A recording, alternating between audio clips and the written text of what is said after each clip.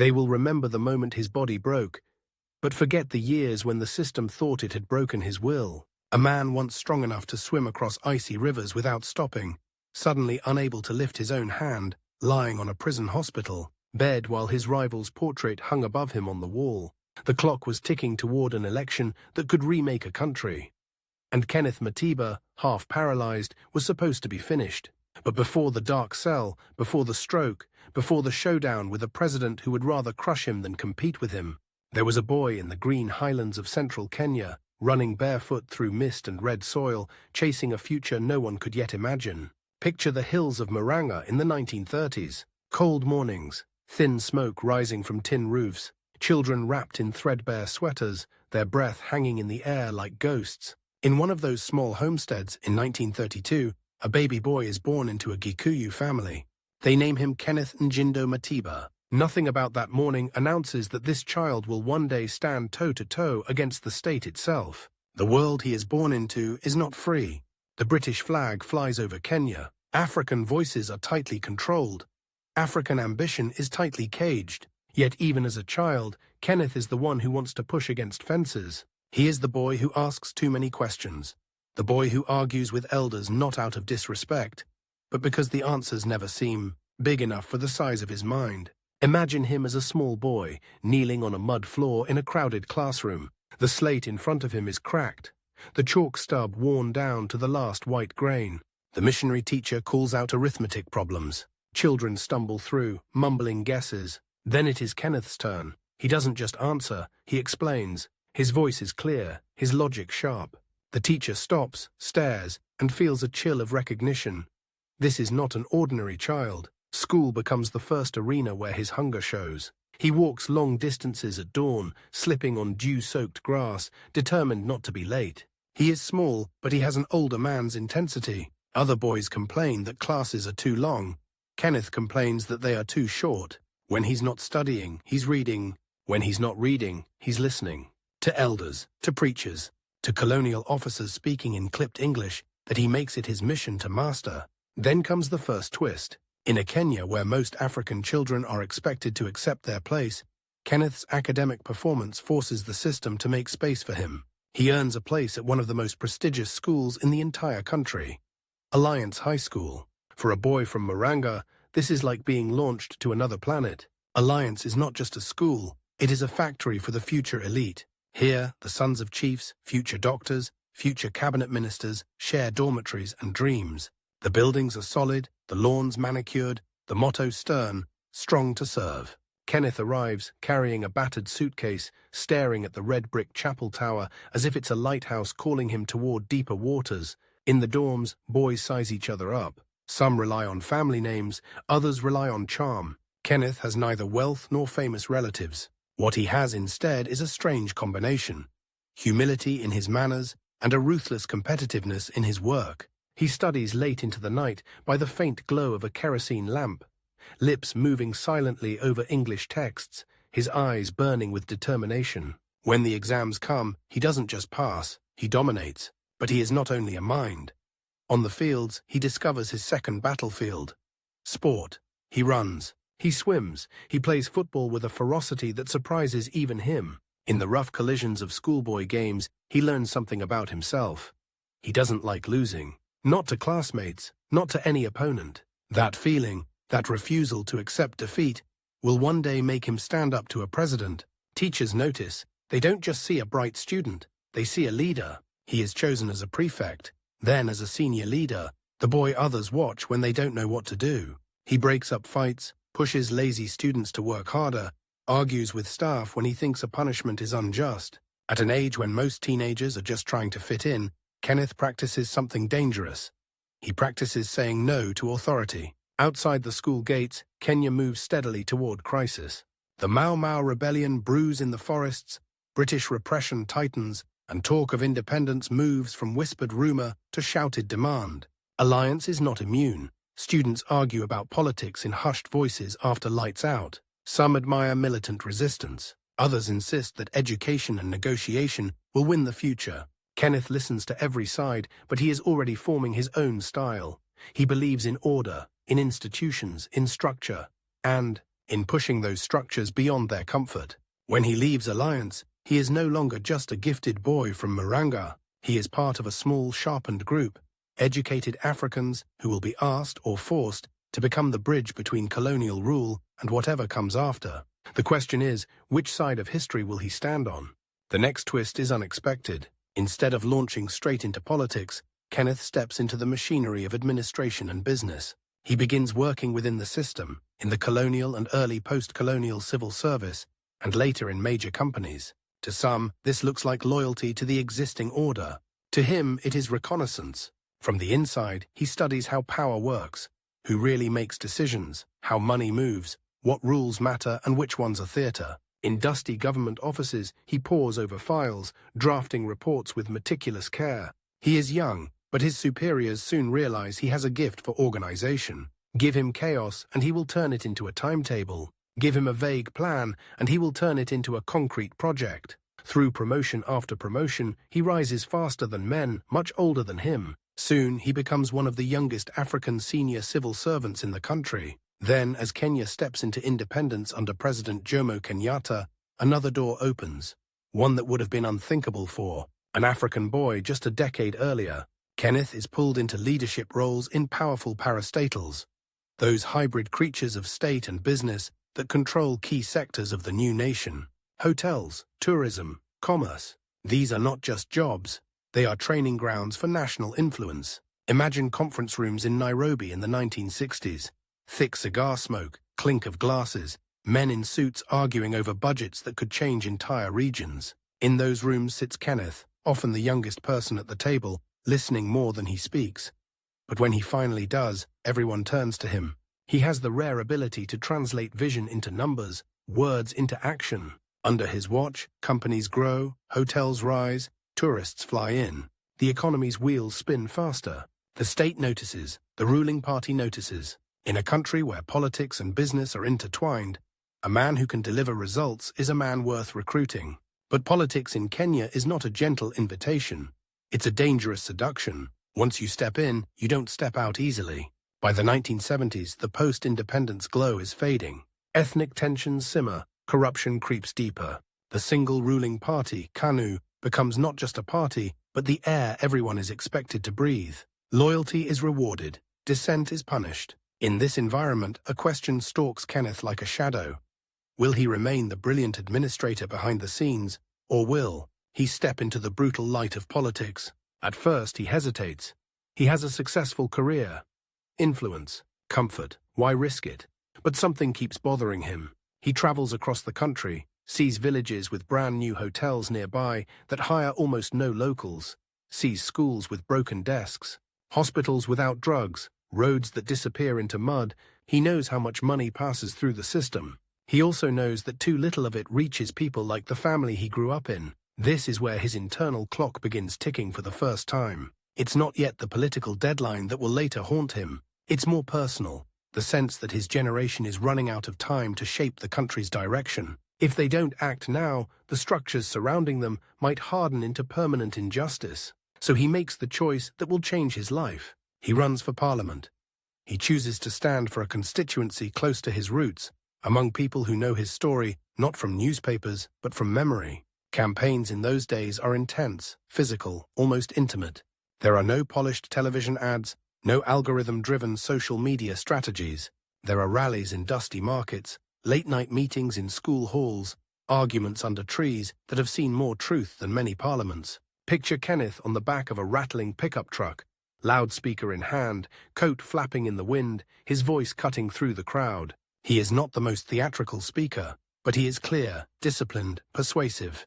He talks numbers, policies, concrete plans. Then he shifts into Gikuyu, and the crowds feel the steel beneath his calm. He promises not miracles, but change that can be measured.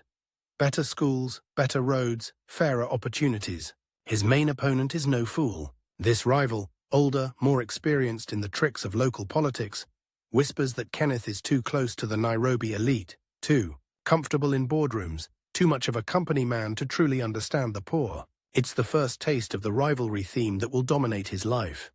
A struggle not just against individuals, but against the idea that only those who bend can survive. The campaign becomes vicious. Anonymous pamphlets appear, rumors spread. There are nights when stones hit roofs, when supporters come to his house frightened, asking if they should even show their faces at the next rally. Kenneth listens, then does something revealing. He tells them to stay calm, and he steps out in front himself. If there is danger, he'll be the one to deal with it. When the votes are finally cast and counted, he wins. The boy from Maranga, the civil servant, the corporate executive, is now an elected member of parliament. He walks into the August House for the first time, feeling a strange mixture of awe and impatience. The wooden benches, the ceremonial mace, the formal speeches, all the old British rituals are still there, but behind them he can sense the real contest. A silent tug-of-war between those who want a more open Kenya and those who want to lock the doors from the inside. In Parliament, he quickly proves he is not content to be a silent backbencher. He scrutinizes bills, questions ministers, brings up uncomfortable statistics about expenditure and delivery. This, again, draws attention. Some see him as a refreshing force, an honest technocrat with a backbone. Others, especially within the ruling circle, start to categorize him as difficult. But that difficulty is also what propels him upward. His competence and his refusal to drown in party sycophancy catch the eye of the very top. He is appointed to the cabinet, to powerful ministries where budgets are heavy and decisions are heavy too. Education, health, transport, communications. Each portfolio pulls him deeper into the engine room of the state. He works at a relentless pace. Staff complain that he holds meetings at odd hours, demands detailed reports, rejects half-baked proposals. He travels, inspects, fires those he considers dead weight. He is praised for reforms, cursed for his intensity. In just a few years, he becomes one of the most prominent faces of Kenya's leadership. To many ordinary citizens, his name means efficiency. To some within the system, it starts to mean something more dangerous: unpredictability. Then, in 1978, everything shifts. President Jomo Kenyatta dies, and his vice president, Daniel Arap Moi, takes power. The transition is orderly on the surface, but beneath, the ground trembles. Alliances are reshuffled. Power blocks test each other. Some politicians rush to prove their loyalty to the new president. Others vanish quietly. Everyone understands that from now on, the key to survival will be a single relationship: your relationship with Moi. At first, Kenneth continues to serve. He is too capable to be discarded immediately. The new president needs men who can keep the economy functioning, the ministries humming, the international community reassured. So they sit in the same cabinet meetings, exchange polite words, share the same formal photographs. But beneath the professional smiles, the seeds of a deeper rivalry are already planted. Their styles could not be more different. Moi favors a centralized, almost personal control over politics, a tight grip on the ruling party, and an intolerance for public dissent. Kenneth, on the other hand, is a man of systems and deadlines, of delegated authority and measurable outcomes. He believes in discipline, but also in debate. He doesn't mind loyalty, he minds blind loyalty. There is a moment, small at first, when this difference becomes visible. In a cabinet discussion, the question of controlling internal party contests comes up.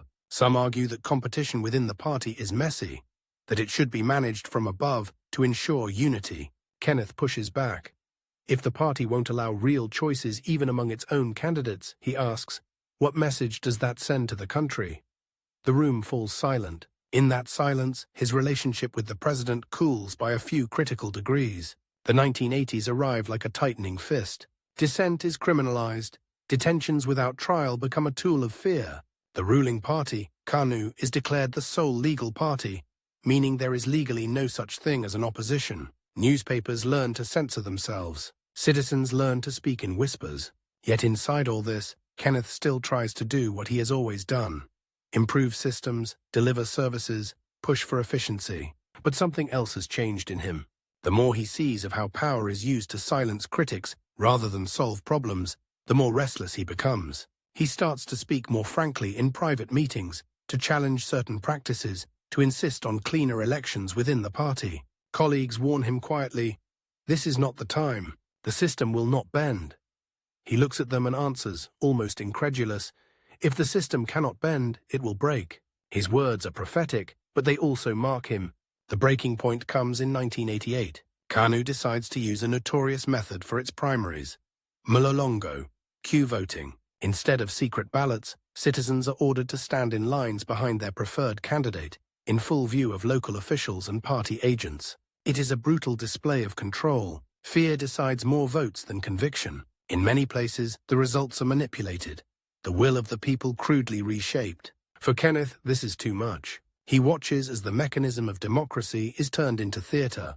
He thinks of the young boy in Muranga kneeling over a cracked slate, believing that effort and merit matter. He thinks of his constituents, reduced to bodies in a line, watched, counted, intimidated. He thinks of the motto at Alliance, strong to serve, and wonders what strength means if you never use it to say enough. Then he does something that shocks the country. He resigns. He resigns not only from the cabinet, but from senior positions in the ruling party itself. In a political culture where resignations are rare and usually forced, a voluntary exit is a thunderclap. Newspapers scramble for headlines. Radio stations buzz. Ordinary citizens whisper his name with a mixture of admiration and fear. Has he lost his mind? Or has he finally found his voice? In State House, the reaction is very different. For President Moi, this is not just a personnel change. It is a challenge. A man who knows the inner workings of government, who has tasted power, has now chosen to step outside and implicitly question the legitimacy of the system. It feels unmistakably like the first move in a confrontation neither man has fully defined yet, but both can sense. Kenneth, standing in the cool evening air of Nairobi after announcing his resignation, knows only one thing for sure. He has crossed a line. There is no going back to comfortable loyalty. From this point on, his relationship with the president is no longer one of a subordinate to a master. It is something more dangerous, the beginning of open rivalry. And somewhere deep inside, another clock starts ticking.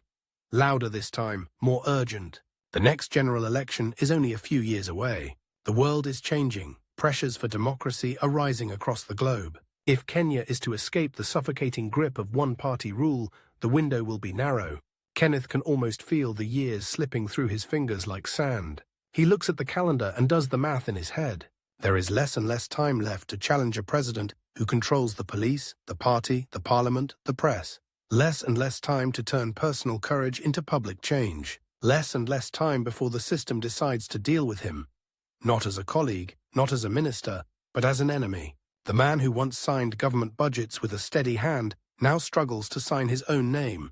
And yet, that broken hand is about to point directly at a sitting president and accuse him of stealing a nation's future. After his resignation in 1988, Nairobi does what power always does when it feels threatened.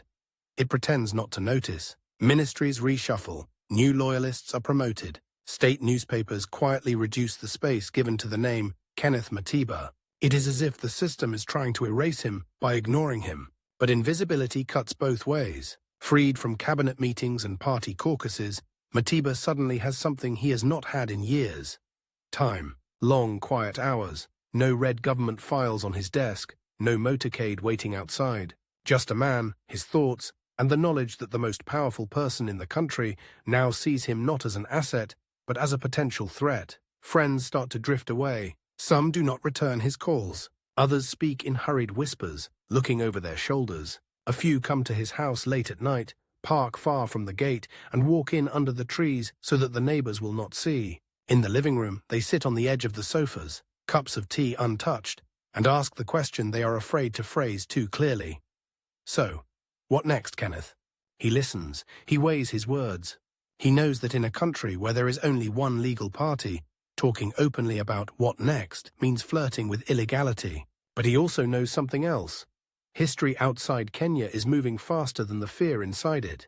The Berlin Wall has fallen. One-party regimes are collapsing in Eastern Europe. Across Africa, leaders who thought they would rule forever suddenly face crowds demanding change. In Nairobi, international donors begin to murmur the new phrase of the age, political pluralism. In State House, President Daniel Arap Moi hears those murmurs too. His answer is blunt. Kenya does not need multi-party politics. Multi-party, he says, means division, tribalism, chaos. Only a strong single party can guarantee peace. The official line is simple. Those who call for opposition are enemies of stability. For a while, the two men circle each other in silence. Moi uses the tools of incumbency, patronage, fear, propaganda. Matiba, officially retired, uses the only weapon he has, his voice. He writes opinion pieces. He speaks at professional gatherings, church forums, small civic meetings. He talks less about personalities and more about principles. Accountability, transparency, the right of citizens to choose. Yet even in this careful language, everyone hears the same thing. He is preparing for a fight. More and more, the clock begins to dominate his thinking. The next general election, scheduled for the early 1990s, looms like a hard deadline. That election, he believes, cannot be held under the suffocating rules of a one-party state. If Kenya does not open up before then, the chance for peaceful change might close for years, maybe decades. So he stops thinking only about reform and starts thinking about confrontation. The turning point comes in 1990, in a quiet meeting that carries the weight of a small revolution. Kenneth Matiba sits with another former cabinet minister, Charles Rubia. Both men have walked the inner corridors of power. Both have left.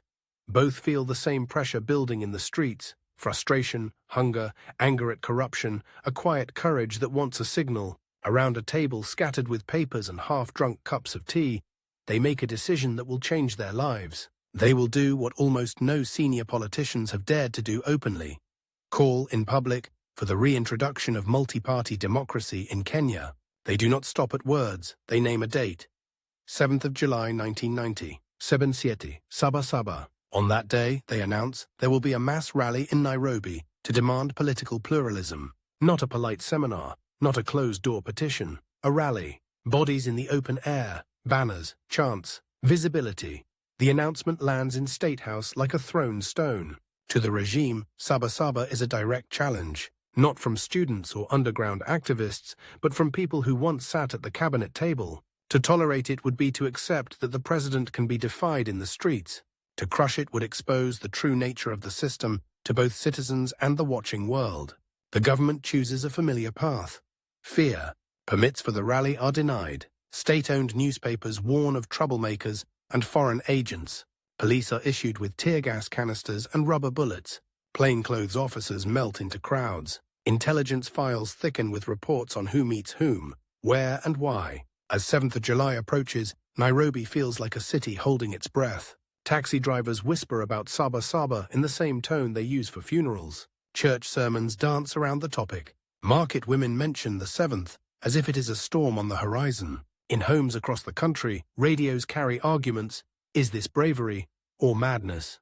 A few days before the rally, just past midnight, there is a loud knock on the gate of Kenneth Matiba's home. Not the polite tap of a late visitor. The hard, metallic hammering of authority. Security men step out of the darkness, faces stern, orders already written. They have come with a message from the state. The rally must not happen, and Matiba himself will not be free to attend it. He is arrested. So is Charles Rubia. They are whisked away, not to court, but to cells. Detained without charge, without trial. Locked in the invisible belly of the one-party state. On the 7th of July, thousands still pour into the streets. Fires burn, tear gas clouds drift over Nairobi, protesters fall. Some do not get up. The name Saba Saba passes into the bloodstream of the nation, a code word for both hope and pain. But the man who helped spark it is not there to see it. He sits behind bars, counting neither the days nor the weeks, because he is not told how long he will stay. Detention without trial is a special kind of punishment. It is not just about where your body is. It is about never knowing when, or if, it will be allowed to leave. Inside the cells, time becomes elastic. Hours stretch, nights blur. They move him between facilities, testing his endurance. The walls are bare, the light is harsh. Sometimes the food is barely warm porridge, sometimes nothing at all. Interrogators come and go, asking the same questions in different tones. Who is funding you? Who else is involved? Will you stop? He could make it easier on himself. He is told quietly that a signed statement disavowing multi-party politics would be helpful. A few words on paper might buy him a softer bed, a quicker release, a return to the comforts he once knew. But this is the same boy who once argued with teachers when the answers were too small. The same man who resigned rather than pretend queue voting was democracy. So he refuses. Again and again. Outside, life goes on. The government downplays his detention. State media barely mention his name. But word spreads through churches, human rights groups, and the grapevine of ordinary talk. Sermons begin to include veiled references to our brothers who suffer in darkness. International human rights organizations send out alerts. Western donors, uncomfortable with open repression but reluctant to lose an ally in the region, start asking awkward questions. In his cell, Kenneth's body begins to show the strain his will refuses to admit. He loses weight, sleep becomes shallow, headaches throb. He complains repeatedly of chest discomfort, of feeling unwell. Requests for thorough medical treatment are delayed, minimized, sometimes ignored. A doctor is called, then not called. Tests are promised, then postponed. Then, one day in May 1991, the twist the regime did not plan, and the one Kenneth did not see coming, finally arrives. It starts with a dizziness, a sudden heaviness in his limbs. His words, normally precise, become slurred. One side of his face droops. In the narrow, controlled world of the detention hospital, a private emergency unfolds. He is having a stroke. Imagine that moment. A man who once swam effortlessly across cold rivers now cannot feel half his own body. A mind trained to organize ministries and companies is suddenly trapped inside a brain whose signals misfire. Nurses rush, then hesitate, awaiting instructions. Guards argue about protocol. Calls are made. The system that had all the time in the world to detain him suddenly discovers that seconds now matter. He is taken under guard to hospital. Tubes, machines, whispered consultations at the end of the bed. For the first time, the question is not just whether he will be broken politically, but whether he will survive at all. The state insists later that it did its duty, that he received treatment, that his health was monitored. But the image that will grip the public imagination is simpler. Kenneth Matiba lying on a hospital bed, one side of his body paralyzed, while somewhere in Nairobi, a president who fears his popularity presides over a one-party state. When he eventually emerges from detention in December 1991, after about 15 months behind bars, he is not the same man who went in. The release, under intense internal and international pressure, comes at a moment of dramatic change. President Moi finally lifts the ban on opposition parties. Kenya is officially, once again, a multi-party state. The door opens. Cameras await. He walks out, supported, his right side weakened, speech affected. There is a walking stick in his hand. His face, once sharp and athletic, carries the softness of illness. For many Kenyans, seeing him like this is a shock almost as great as Saba Saba itself. The system tried to silence him. Instead, it has turned him into something far more powerful, a living symbol of what resistance costs. He could step back now. No one would blame him. He could say that his health will not allow the stress of politics, that the younger generation must take over, that he has done his part. Instead, he does the opposite. In his first public statements, voice sometimes catching, words occasionally tumbling out of order, he declares that the struggle is not over. It has only just begun. Kenya may now have multi-party politics on paper, but power still sits with the same man, the same party, the same network. If anything, the deadline he once felt before detention has become more urgent. The next election, set for 1992, will be the first multi-party poll in decades. It could be the moment Kenya finally turns the page, or the moment the old system puts on a new mask. The clock starts ticking again. With his release, opposition politics erupts into the open. Parties are formed almost overnight. In this chaotic birth of pluralism, one name quickly rises to the top. FORD, the Forum for the Restoration of Democracy. It brings together veterans, activists, lawyers, former detainees. In crowded halls and open fields, speakers thunder against one-party rule and the abuses of the past decade. And there, near the heart of it, is Kenneth Matiba. He is not the only star. There is Jaramogi Oginga Odinga, the aging former vice president, a legend of the independence struggle. There are younger figures, ambitious and eloquent. Yet when crowds gather, when they strain to hear a voice that has paid the ultimate price short of death, it is often Matiba they chant for over and over, Matiba, Matiba, Matiba. He speaks with a new urgency. Every word costs him effort.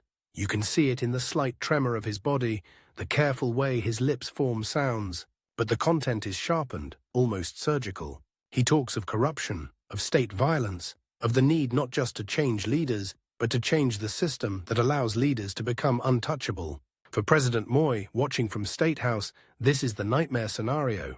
The man he thought he had sidelined emerging from detention, as a martyr, leading rallies that look and sound like alternative governments in waiting. The rivalry between them, once a quiet tension in cabinet meetings, is now the central drama of the nation, played out before tens of thousands of eyes. Yet in the crowded, fragile space of the new opposition, another rivalry begins to grow, one that will cut just as deep. Inside Ford, disagreements simmer, over strategy, over leadership, over who will carry the presidential flag. Matiba's style, decisive, impatient with compromise, shaped by years of running organizations like machines, clashes with the instincts of others who prefer slow consensus. Meetings stretch late into the night, voices rising, tempers fraying.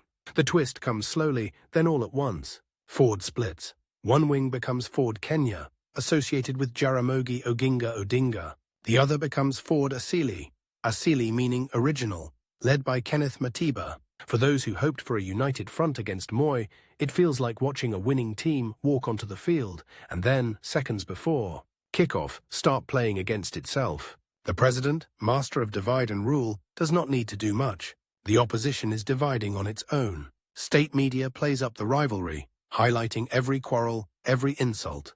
The narrative is subtle but effective. If these men cannot manage their own coalition, how can they manage a country? But out in the countryside, in the towns and villages, where memories of Saba Saba and detention are still raw, Ford Asili rallies, draw crowds that seem to defy mathematics. People climb trees, stand on rooftops, hang off trucks just to see him. Mothers lift babies above the throng as if offering them a glimpse of a different future. Old men who fought in the forests during the Mau Mau rebellion wipe tears from their eyes as he speaks. The physical reality behind the spectacle is brutal. An average day on the campaign trail might mean waking before dawn, traveling for hours on bad roads, addressing 5 or 6 rallies, under a punishing sun, shaking thousands of hands, then collapsing into bed well past midnight. Under the best of circumstances, it would be punishing. For a man still recovering from a major stroke, it is almost suicidal. Doctors warn him, friends plead. His family worries as they watch him stumble with fatigue, his speech slurring more heavily when he is tired. But when they suggest slowing down, he answers with the logic of a man haunted by deadlines. If we lose this one, how long before Kenya gets another chance? Time, again, is the enemy. Election day is a fixed point on the calendar, approaching with every sunrise. Every rally he misses feels like a concession, a gift to his rival. Every day he rests is a day. Moi campaigns freely, using state power, state funds, state media. So he pushes himself. He is sometimes carried up onto the stage. He leans heavily on his stick until the microphone is in his hand. Then something almost miraculous happens. For the length of his speech, the energy seems to flow back into his body. His voice rises. His right arm, though weak, still knows how to gesture on key phrases. The crowd responds, roaring, chanting, clapping in waves. In those moments, the rivalry between Kenneth Matiba and Daniel Arap Moi feels almost mythic. One man backed by the machinery of the state, the other backed by little more than courage, stubbornness, and the hope of millions. Yet politics is not myth, it is numbers. As the campaign accelerates in late 1992, the opposition remains fatally fragmented. Apart from Ford Kenya and Ford Asili, another powerful challenger, Mwai Kibaki, runs on his own party ticket. 3 main opposition candidates, each drawing from overlapping pools of support, all pointing in the same direction, against Moi, but pulling votes away from each other. Behind closed doors, there are attempts at unity. Meetings in quiet houses, proposals for joint candidates, formulas for power sharing. They collapse on the rocks of ego, history, mistrust. No one wants to step down. No one wants to be the one who sacrificed his ambition for a maybe. On the campaign trail, Matiba is asked again and again, "If you do not unite, won't you hand Moi the victory?"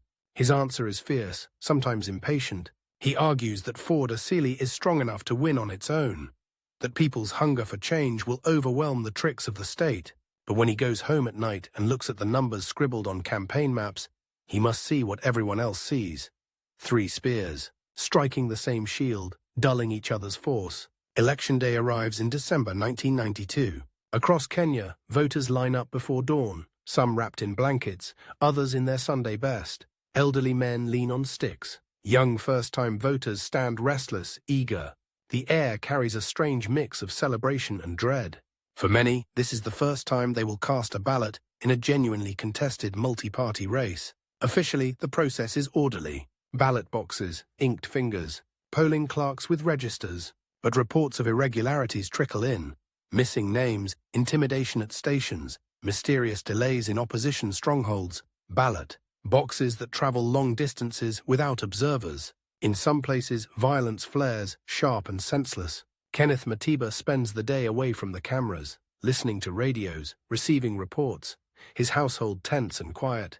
He knows that if raw enthusiasm decided elections, he would already be president. But he also knows that enthusiasm must pass through a system still largely controlled by his rival. Counting begins. Numbers flicker on radios late into the night. Analysts scratch their heads. Early tallies show something extraordinary.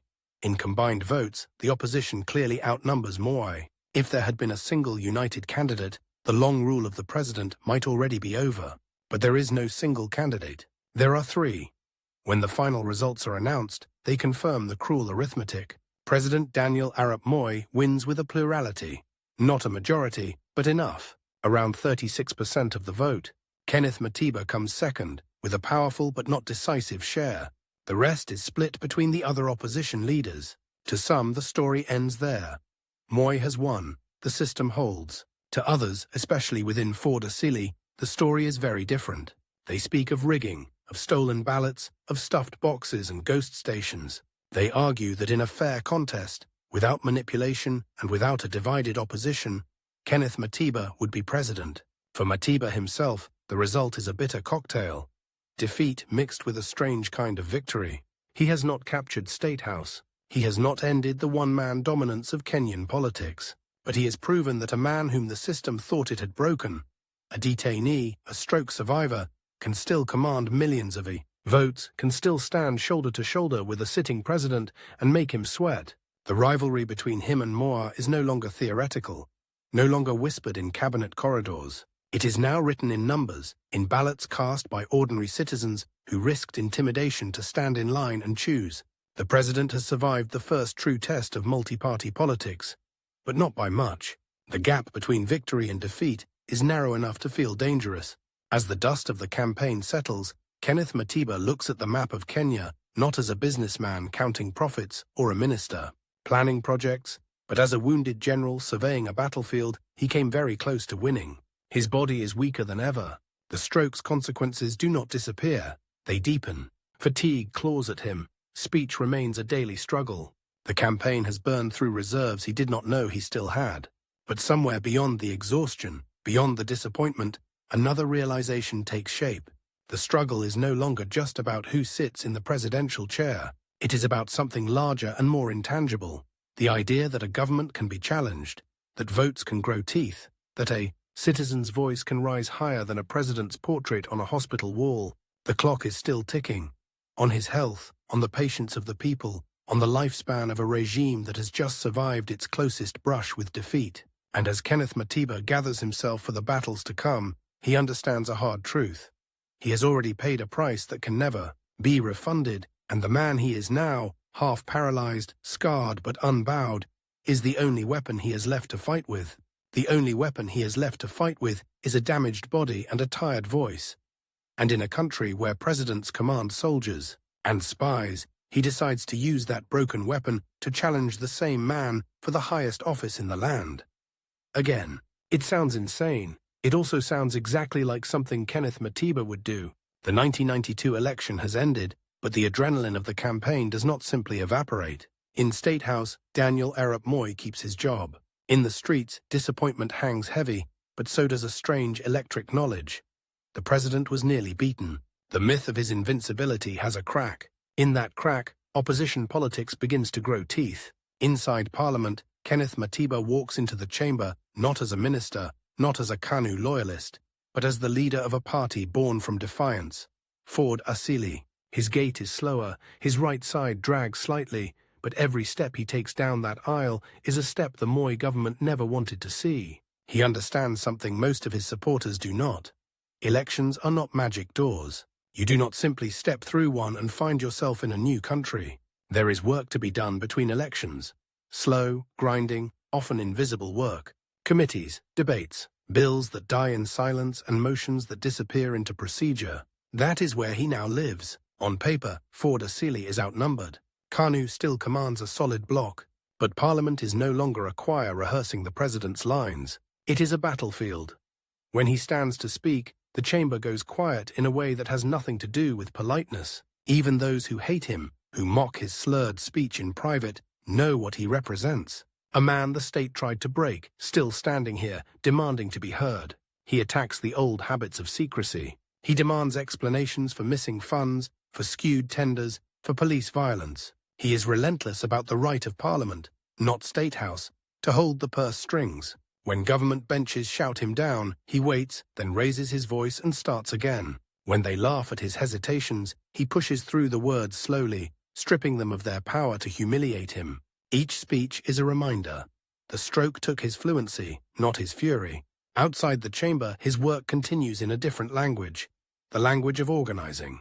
He pushes forward Asili to build branches beyond the big towns, to dig roots into villages where politics has always been something that happens to people, not with them. He travels when he can, often against medical advice, sitting under trees with elders, answering questions in school halls that smell of chalk and dust. In these meetings, his main argument is brutally simple. Voting, he says, is not a one-day ritual. It is leverage. If the government misuses power, you can take that power away next time, but only if you defend the space that allows you to choose. That space, multi-party democracy, is still fragile. Moi's government has accepted it on paper, but fights it in practice. The security services watch opposition rallies. Licenses for businesses owned by critics suddenly become complicated.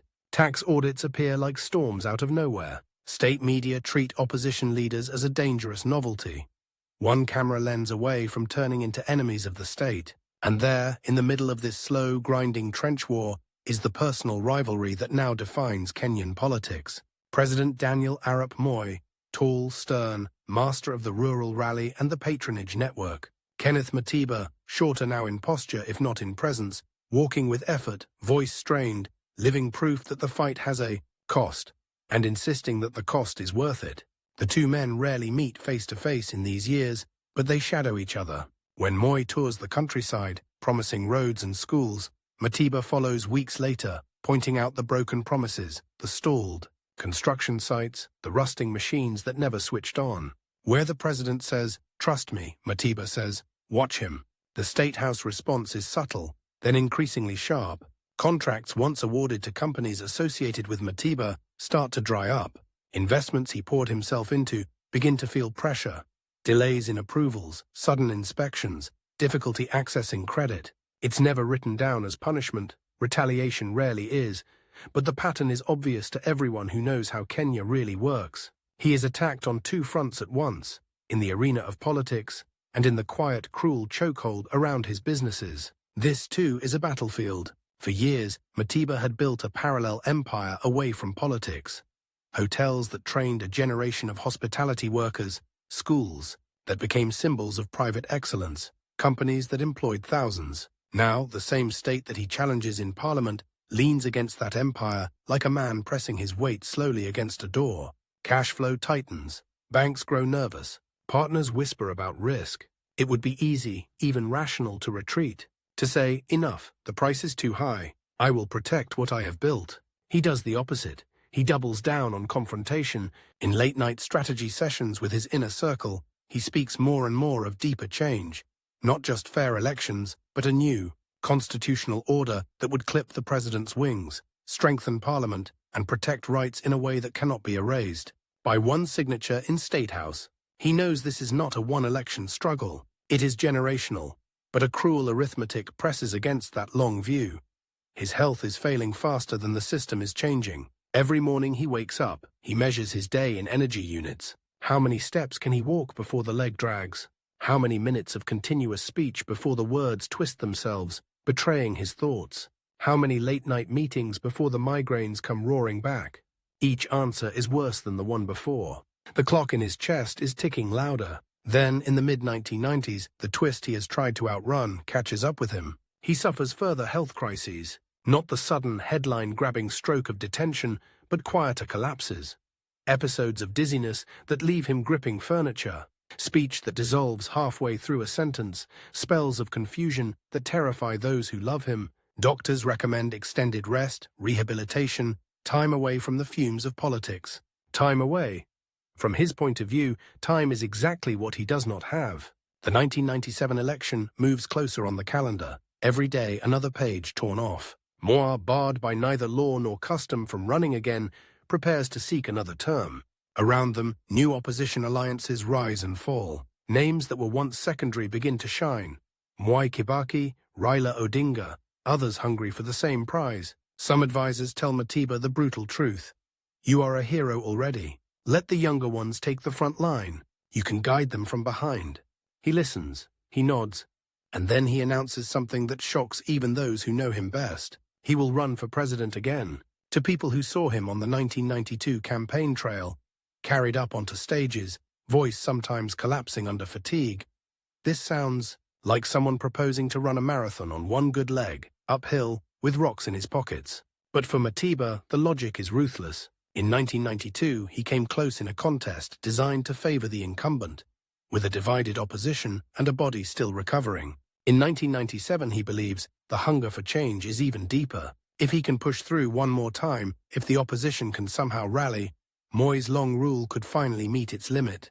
The announcement sends ripples through the political class. In State House, there is irritation, then cold calculation. The old rival is back. Weaker, yes, but his name still shakes crowds. His story still makes headlines. A second showdown is not a joke, it is a risk. Within the opposition, reactions are mixed. Some welcome him as the man who first cracked the one-party wall, the symbol that still moves hearts. Others mutter that he is clinging to a dream the country has already thanked him for. They talk of electability, of new faces, new coalitions. The campaign that follows is grim.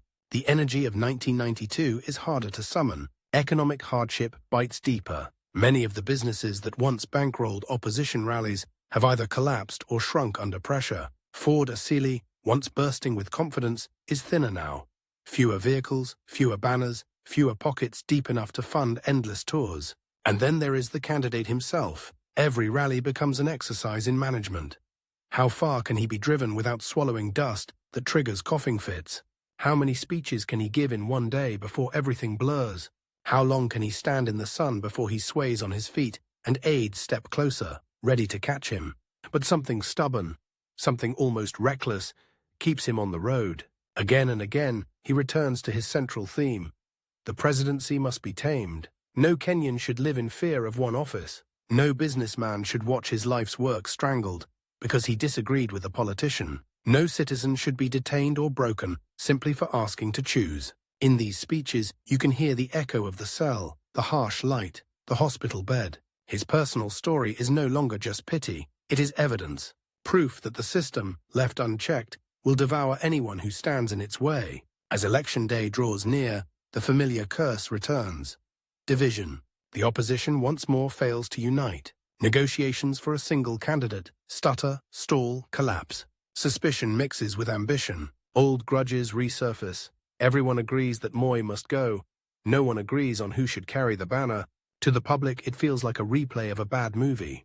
Only this time, the stakes feel even higher and the hero looks visibly weaker. Then, in a move that sends shockwaves through the country, another twist. In the final stretch toward the 1997 election, amid arguments over flawed voter registers, skewed rules, and violence in opposition areas, Kenneth Matiba withdraws from the presidential race in protest.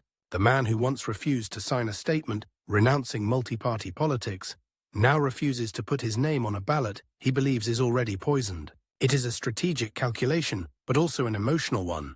He cannot, in good conscience, tell supporters to line up for a ritual he sees as carefully engineered to produce the same result.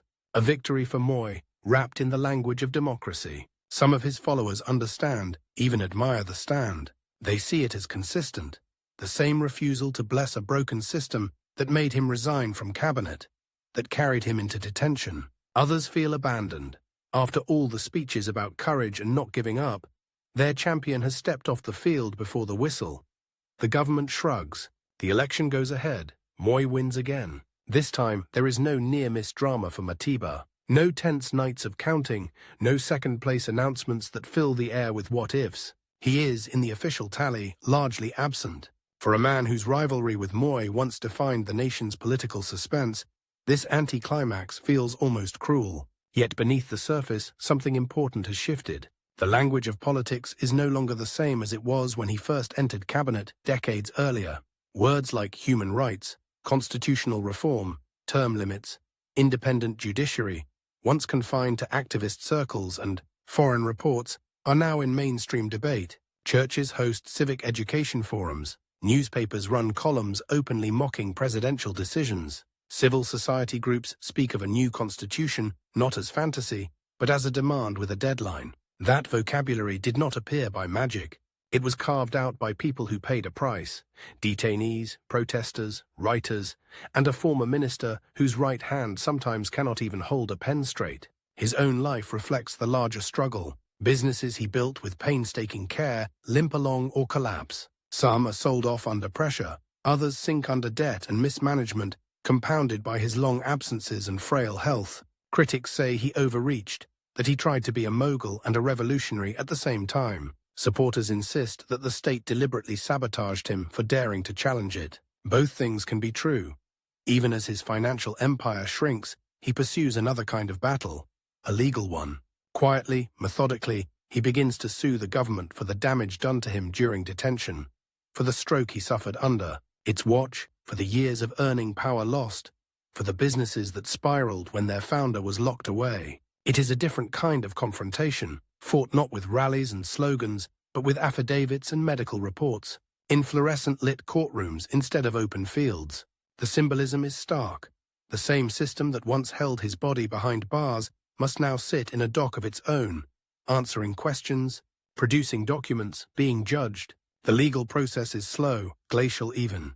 Adjournments, procedural delays, the dull grind of bureaucracy. For a man haunted by ticking clocks, it is torture. He knows he may not live to see full justice, whatever that would even look like. But he also knows this: putting the state on trial is itself a victory, a message to future rulers that power is not a magic shield against accountability. Around him, a new generation of activists and politicians learns from his story. They see the cost of confronting a strongman early, when everyone else is still clapping. They see the vulnerability of tying political courage to personal wealth in a system that can crush businesses overnight.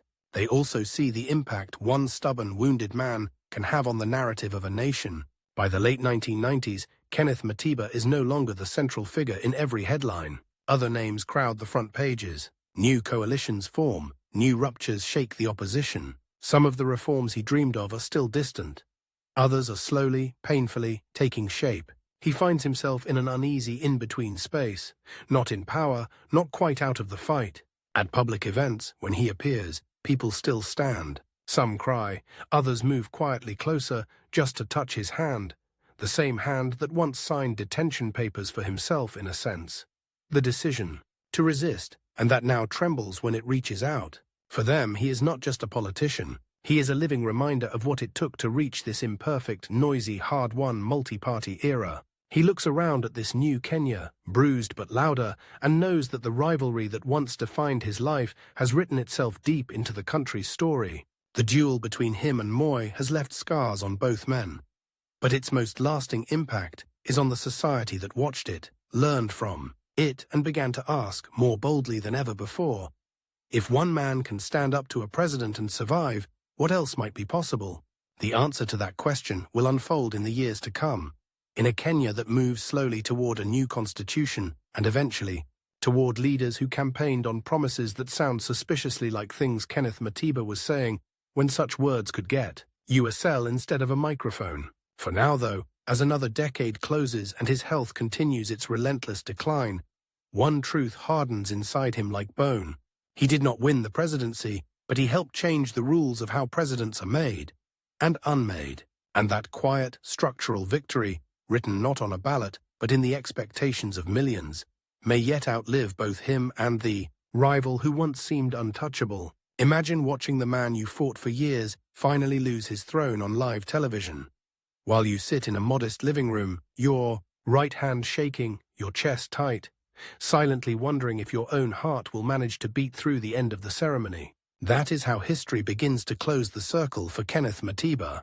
By the dawn of the 2000s, the rivalry that once defined Kenya has moved from street rallies and parliament to something much quieter, more intimate. An old struggle between two men, and an even older struggle between one man and time itself. His doctors are no longer polite.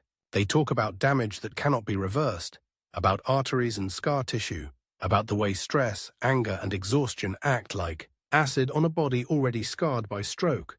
They do not give him a precise date, but they give him something worse, a warning that every year he continues pushing himself at full speed is a year stolen from whatever is left of his life. Every calendar that goes up on his wall feels different now, not like a collection of months, but like a countdown. Outside his front door, though, the country he helped rattle is speeding toward a reckoning of its own.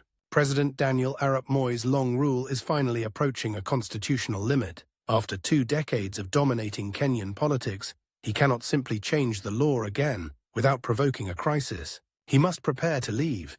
The question that electrifies the nation is simple and volcanic. What comes after Moi?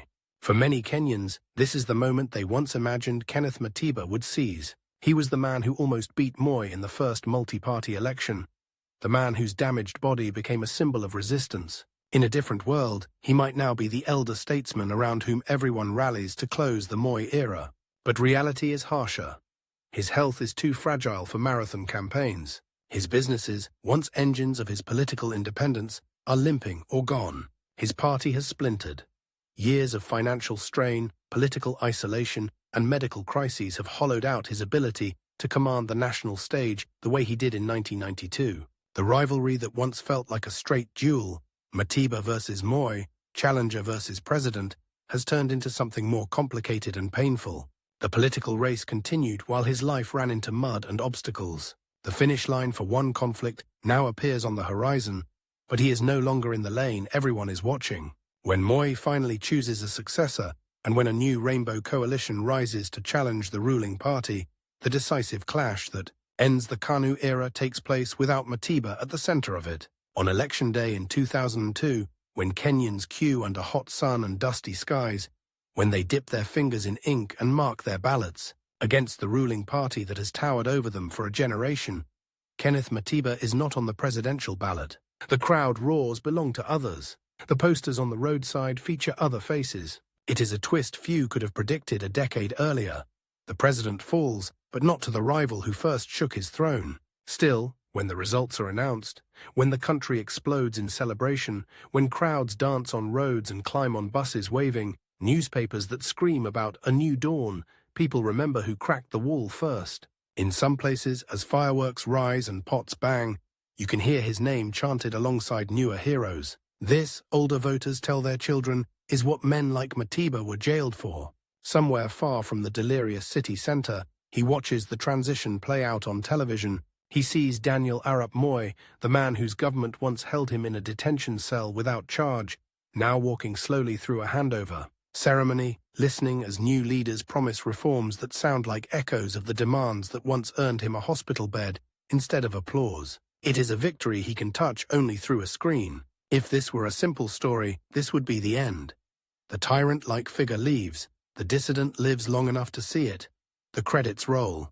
But Kenneth Matiba's life after Moi's fall is not a peaceful epilogue.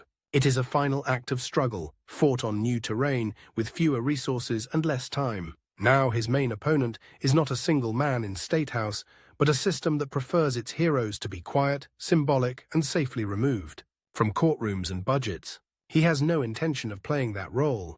He turns more of his energy toward the slow, grinding world of legal battles. Together with his lawyers, he continues pressing the case against the state for what was done to him in detention. The stroke, the physical and mental torture, the loss of income, the collapse of his businesses, the years of opportunity erased. He carries his story from the rally field into the courtroom, translating slogans into claims, passion into legal arguments. It is a radical idea in its own way. In a country where the state has long acted like a distant landlord, issuing orders from afar and rarely apologizing, here is a man, demanding that the government behave like any other wrongdoer. Answer questions, pay damages, admit guilt. The courtroom scenes are worlds away from the fever of the 1990s rallies. No chanting crowds, no tear gas, no police batons, just wooden benches, rustling papers, the careful voices of lawyers and judges. The state resists, pushing back with its own battery of legal maneuvers. Adjournments stack up like bricks. Years slide by. Time again is the enemy. Outside the courthouse, Kenya is trying to reinvent itself. The promise of the 2002 transition proves harder to deliver than slogans suggested.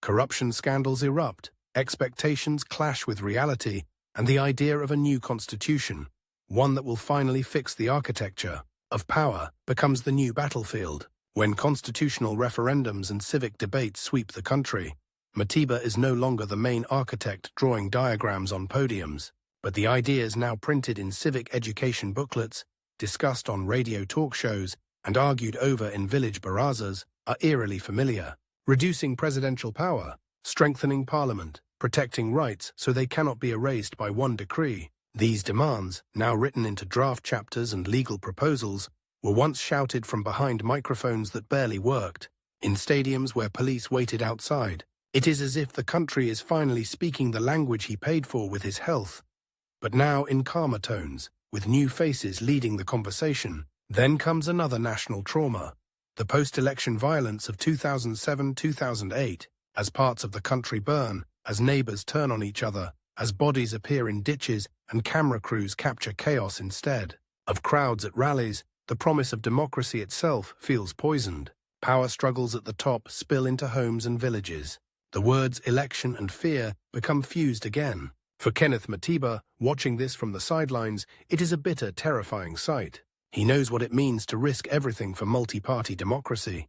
He also knows what it means when leaders treat elections as life or death battles instead of peaceful transfers of authority. The rivalry that once pitted him against Moi begins to look, in retrospect, almost simple compared to this messy, nationwide fracture. The enemy was once clear: a one-party state, a man who refused to tolerate rivals. Now the enemy is harder to name, a mix of ethnic manipulation, institutional weakness, and unhealed historical wounds. In this storm, his own struggle takes on a different shade. He becomes not just a symbol of resistance to dictatorship, but also a reminder of what can happen when a system refuses to listen.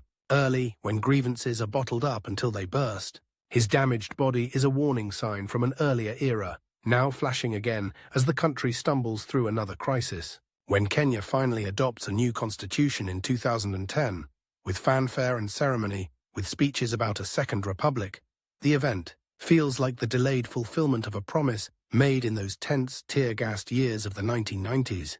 The country formally commits to many of the principles he had spent the prime of his life articulating: term limits, stronger checks, and balances, a Bill of Rights. The presidency, once near absolute, is hemmed in by new rules. In a sense, the rivalry he lost at the ballot box is now being replayed on paper, and this time his ideas win. But the victory comes at a price that no constitutional preamble can refund.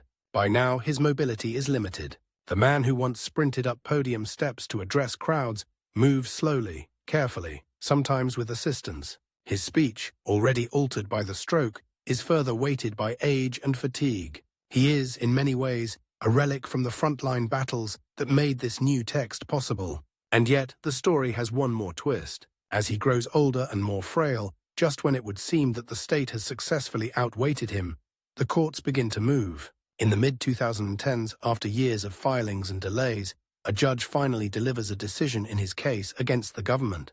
The ruling is devastating in its language, if not in its ability to truly heal. The court recognizes the torture and unlawful detention he endured. It acknowledges the stroke he suffered under state custody, the permanent damage, the loss of income. It orders the government to compensate him, not with a token amount, but with a sum that sends a clear message. The state cannot wreck a citizen's life in the dark and pretend nothing happened. For a moment, it feels like the impossible has happened. The same system that once tried to silence him has been forced in its own formal voice to admit wrongdoing and pay for it. The victory is historic, but also haunting. No amount of money can rewind time to the days before the stroke, before the prison cell, before the businesses faltered. The compensation cannot restore youth or erase pain, or bring back the years when his children watched him struggle to write his own name. And there is another, crueler layer to the win. It comes when his body is already far down the slope. The ticking clock that began in those hospital rooms in the 1990s has not stopped just because a judge has spoken. His heart does not beat more easily because the government has been pinned with a legal bill. His leg does not suddenly remember how it used to move across a football field or a boardroom. Still, the ruling matters, not just for him, but for every Kenyan who has ever felt that the state is a distant, untouchable machine. It is proof that persistence can bend even the slowest, hardest institutions, that the fear around confronting power can, with enough patience, give way to accountability. As word of the court decision spreads, older Kenyans shake their heads in a mix of satisfaction and sorrow. Younger Kenyans, some barely born when he was first detained, search his name online and discover a story that feels almost mythical. A minister who resigned on principle, a businessman turned rebel, a detainee who took on a president and then sued the state that broke his health. For them, he is part history lesson, part cautionary tale, part moral compass. In his final years, his public appearances are rare and carefully managed. But whenever he surfaces, at a national event, at a church service, at a quiet gathering, the room reacts differently than it does for other elder politicians. People stand not out of habit, but out of something more raw. Gratitude, guilt, admiration, sometimes even anger at what he endured on their behalf. He is not the charming, smooth-talking statesman of textbook portraits. He is slower, heavier, sometimes difficult to understand. But that is exactly what makes him impossible to ignore. He carries his history on his body, like a walking archive of the price paid to drag Kenya from one era into another. Meanwhile, the man who once stood opposite him on the political chessboard, Daniel Arap Moi, lives out his own retirement in a very different fashion. On a large estate, surrounded by layers of security, still commanding respect and fear in certain circles. The contrast is almost cinematic. One former giant moves through the world with visible scars and shrinking wealth, leaning on family and a small circle of loyalists. The other moves behind gates, his power faded, but his material comfort intact. Both men have shaped the country. Both are, in very different ways, monuments to what Kenya has been. But history has its own quiet, relentless logic. Over time, something shifts in the national memory. Moi is remembered as the long ruler who eventually had to accept the end of his era. Kenneth Matiba is remembered as the man who dared to tell him that era must end, before it was fashionable, before it was safe, before it was inevitable. As his health deteriorates, friends and family describe days that blur together. Medication schedules, hospital visits, moments of clarity and moments of exhaustion. The clock that once ticked in political years, election cycles, parliamentary sessions, constitutional deadlines, now ticks in smaller units, pulse rates, blood pressure readings, the time between one doctor's visit and the next. Yet even as his world narrows to rooms and corridors, the wider Kenya he fought for continues to wrestle with his legacy. New politicians borrow his language about accountability and fearlessness, sometimes without acknowledging the source. Activists invoke his name when they challenge police abuses or demand transparency. Journalists revisit his story whenever a new scandal raises the question, how did we get here? And then, one quiet day, the countdown that has shadowed him for decades reaches zero. When news breaks that Kenneth Matiba has died, Kenya reacts not with the shock that accompanies a sudden tragedy, but with the heavy, reflective mood that follows the passing of someone who has been in the nation's consciousness for so long that it felt like he would always be there. Tributes pour in from across the political spectrum. Former allies, former rivals, presidents who came after Moi, activists who were children when he first marched against one-party rule.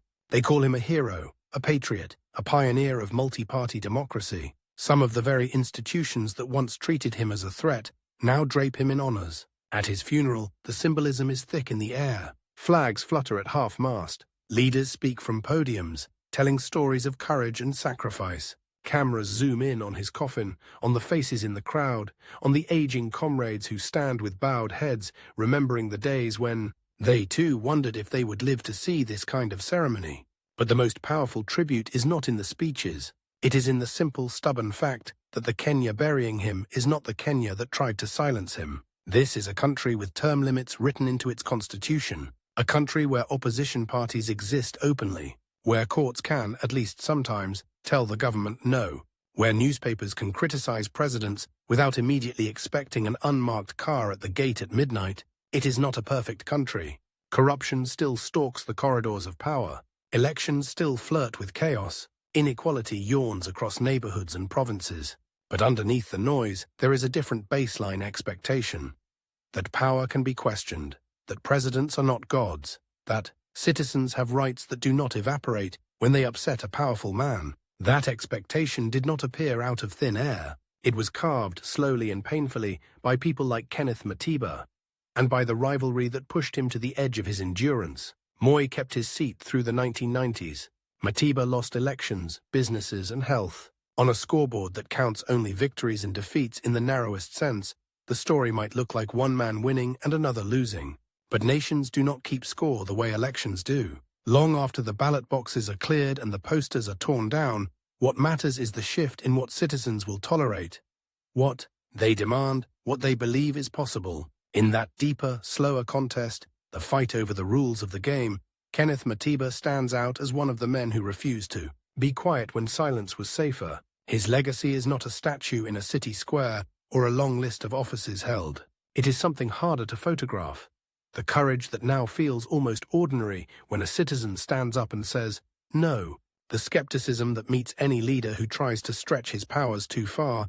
The quiet conviction in millions of minds that no president is above the law. If you walk through Kenya today and listen carefully, in matatus rattling down potholed roads, in market stalls where people argue over politics, in university lecture halls where students question everything, you can still hear his voice, faint but insistent, underneath the chatter. It is the voice of a man who ran out of time before he got everything he fought for, but who left behind a country that can no longer easily go back to what it was before he decided, against all advice, to stand up to a president and accept whatever came next.